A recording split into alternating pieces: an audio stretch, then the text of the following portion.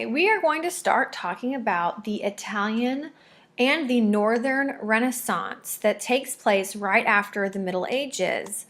Kind of the foundations of the Renaissance. The actual word Renaissance means rebirth, and it took place from about 1300 to about 1600, right after Europe gets out of the Middle Ages.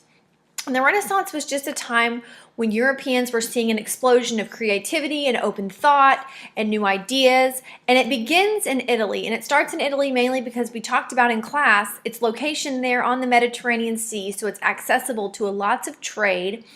But also, remember, we talked about the Crusades. That was a common thorough way to get through by the Christians who were traveling from Europe into the Southeast Asia. Many of them went through Italy, as well as many of the Italian merchants were loaning money and gaining lots of wealth. So Italy is the birthplace of the Renaissance.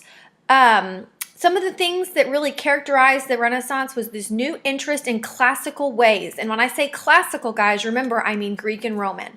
Greek and Roman thought was really starting to come back. If you remember, they go to the Southeast Asia, they see all the preserved works in the houses of wisdom, and they bring them back. And that is where we get that explosion of new Greek and Roman thought. So people are more interested in that classical ways of thinking and ideas and architecture and art than they were of the more traditional European ways of the Middle Ages that were heavily influenced by the Germanic people.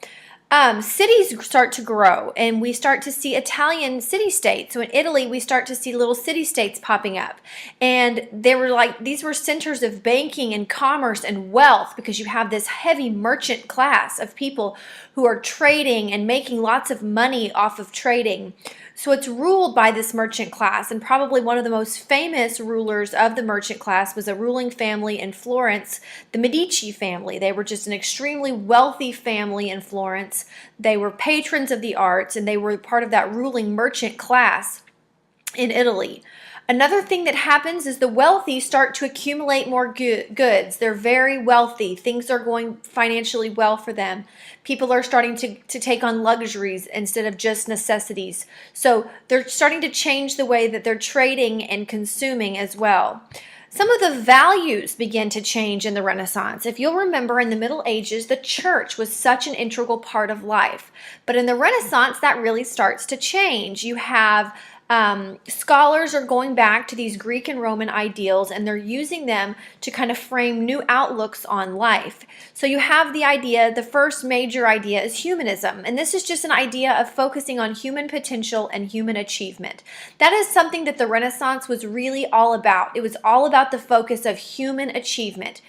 In the Middle Ages, we see lots of church achievement and what the church can do, but the Renaissance shifts, and people are very concerned with the individual. It's all about what humans can do. And this inspired people to continue to look at this classical art and architecture and to study humanities, which are the history, your English, arts, things that are literature, things that are looking into humans and the work of other humans. So humanism was a very popular way of thinking in this time. Another way of thinking was known as secularism, and secular just means worldly. Anything that is not Christian or of the church, it's anything that is of the world. And this is a completely different way of thinking from the Middle Ages, because in the Middle Ages, everything was based on the church and the Christian thought. But when we get to the Renaissance, it starts to shift to more of a secular thinking, worldly, and people are concerned with life right now. They're not concerned what happens to them in an afterlife, which was different from how people thought in the Middle Ages. People become patrons or supporters. If you patron something, you are going to financially support it. So people become patrons or supporters of the art. They start to pay artists to complete big works, and they're paying artists to complete portraits. So people are going to start using their money to further art and architecture and luxury items more times. And then you have the Renaissance man, and Leonardo da Vinci, we'll talk about him in just a second, but he was a true Renaissance man. And a Renaissance man is just a universal man who excels in many areas of study. Usually they would excel in science, art, the ways of engineering and architecture, literature, all of the things that a Renaissance man can possess. That is what a Renaissance man was. So anyone who excels in major areas of study. So right now, let's do a stop and think. How do these values and ways of thinking change, and they differ from the values of the Middle Ages? So why are they different? Okay, let's talk a little bit about the art that comes into play at the Renaissance. This is probably something that most everyone is familiar with, but following those humanism ideals, art becomes focused on individual, and they do come in with religious subjects.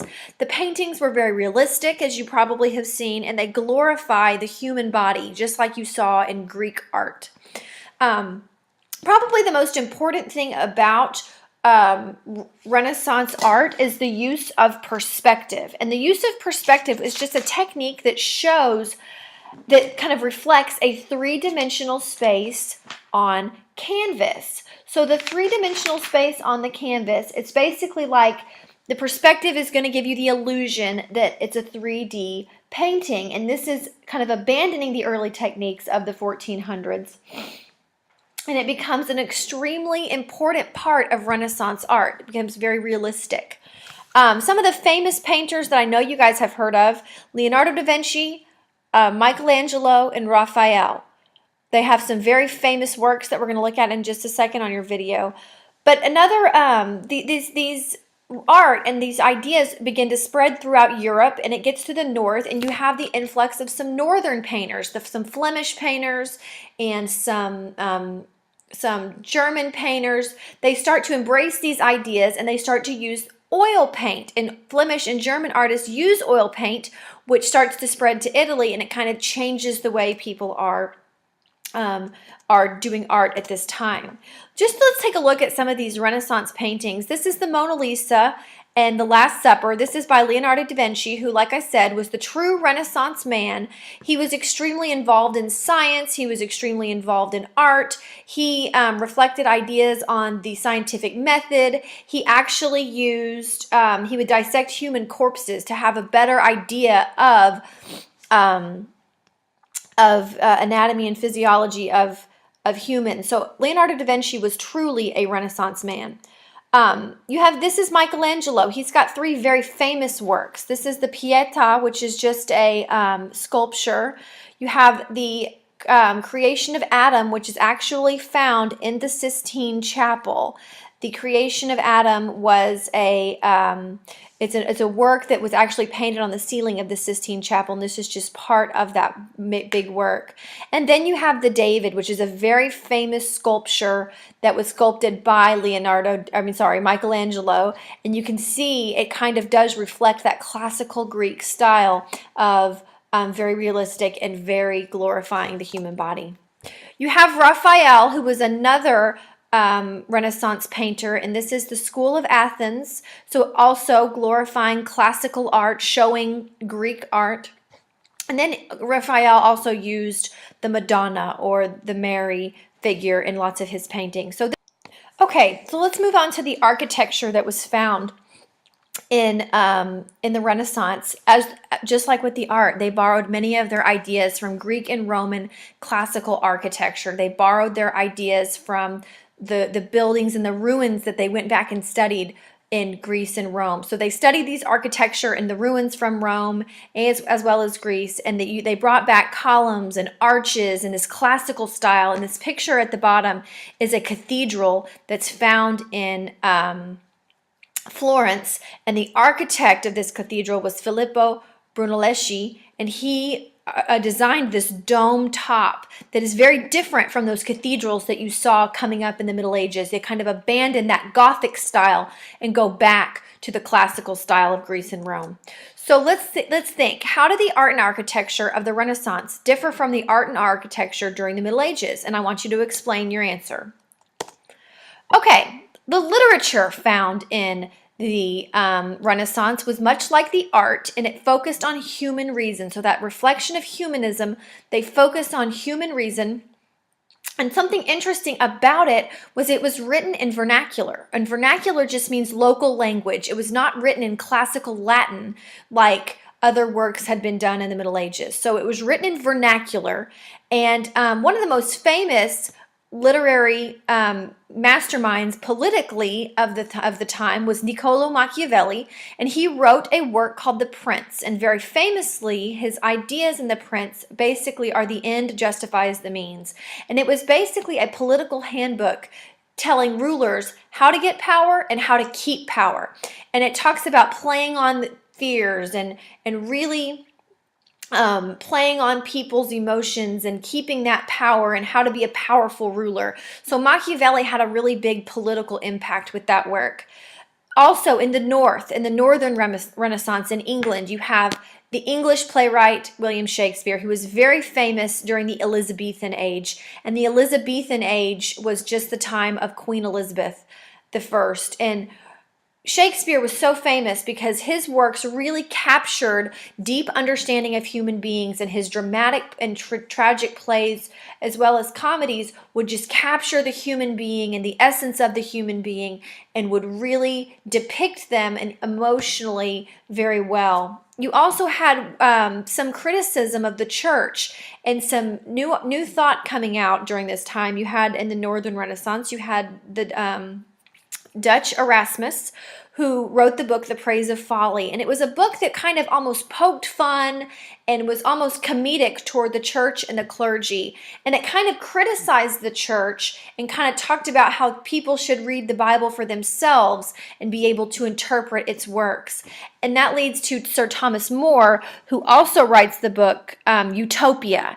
And Utopia was just a book that depicted a place where war and crime and corruption was not existent. And it kind of shows what a world in a utopian world would be like.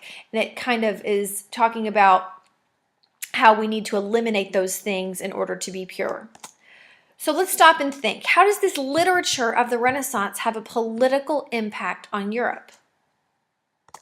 Wrap up talking about how these ideas that were coming to light during the Renaissance were now able to spread across Europe more easily. And this was done by the use and the invention of the printing press. Johann Gutenberg, who is pictured down here, invents the printing press in 1440 or around 1440.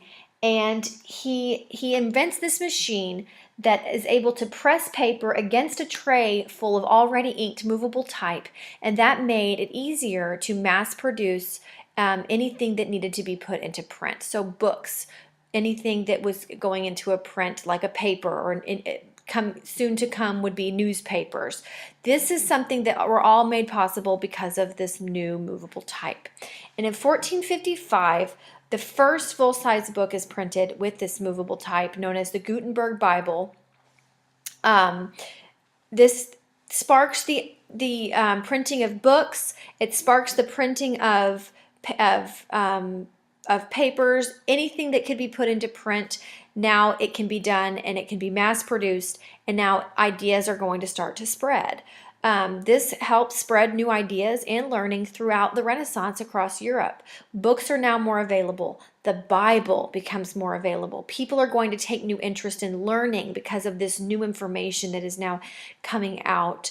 You're going to start to have people changing their thoughts and coming up with new ideas because of all of the reading and ideas that are being spread. It's also going to lead to religious reform. Now that people have access to a Bible themselves, they're not always going back to the church for that Bible. People are going to want to reform the church. So you have this new spark of ideas and this call for reform that are really going to change the way things go as far as leading into the Protestant Reformation. So you have this Gutenberg press that really sparks the changes and new ideas that come out of the Renaissance. So let's think, what are the different effects of the printing press on European culture